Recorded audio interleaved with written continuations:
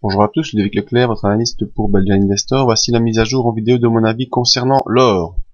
Alors, l'or cette semaine a fait une semaine quasiment de neutralité, légèrement baissière. Le rebond technique qui a commencé fin de semaine dernière a été annulé à l'approche des paraboliques SAR.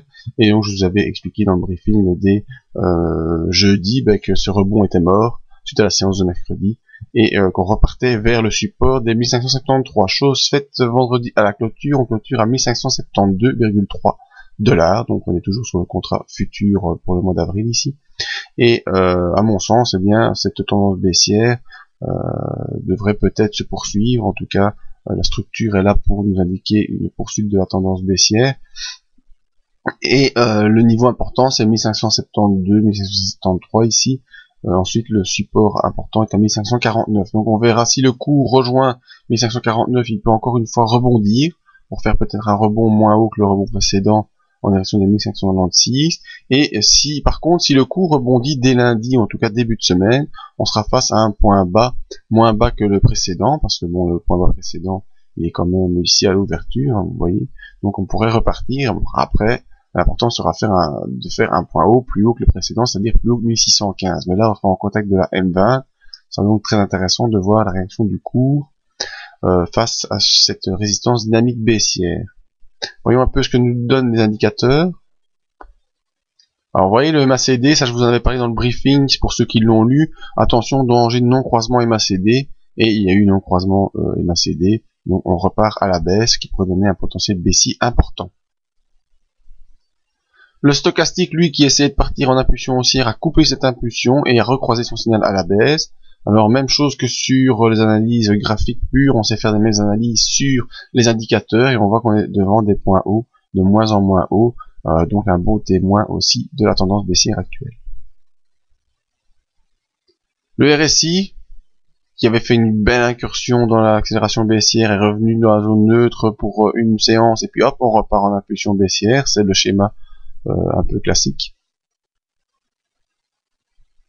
Et c'est par contre un exemple, ah oui, ça, tant que j'y pense, je peux vous en parler. C'est un exemple de gens qui me disent, ou qui me disent, voilà, le RSI est dans le fond, ça ne peut que remonter. Ben, je suis désolé, encore une fois, si le RSI est dans le fond, c'est pour une bonne raison, c'est qu'il y a une grosse pression baissière, et je vois pas pourquoi que lors d'une grosse pression baissière, eh bien, le cours va subitement s'inverser pour retrouver une grosse pression haussière.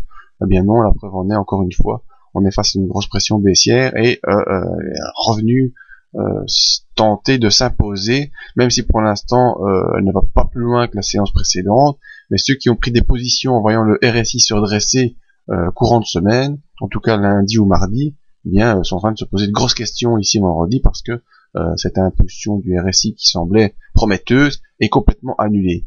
Donc quand le RSI vient s'installer en zone baissière, c'est parce qu'il y a une grosse pression baissière et je vois pas de raison pour laquelle elle devrait s'annuler simplement parce que la grosse pression baissière est présente.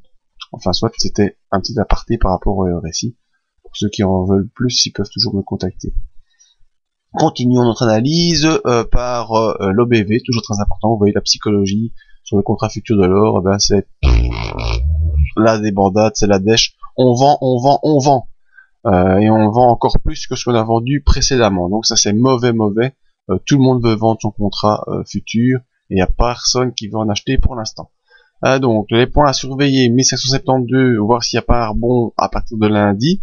Au vu des indicateurs, ça m'étonnerait. Et la prochaine zone de support, c'est plutôt 1549 à suivre. Donc voilà, c'était mon avis sur l'or pour la semaine du 4 mars, je vous invite à me rejoindre sur le site. La mailing list ici, c'est pour vous inscrire, me poser vos questions par l'adresse mail et la page Facebook pour les mises à jour. Merci à tous, à bientôt.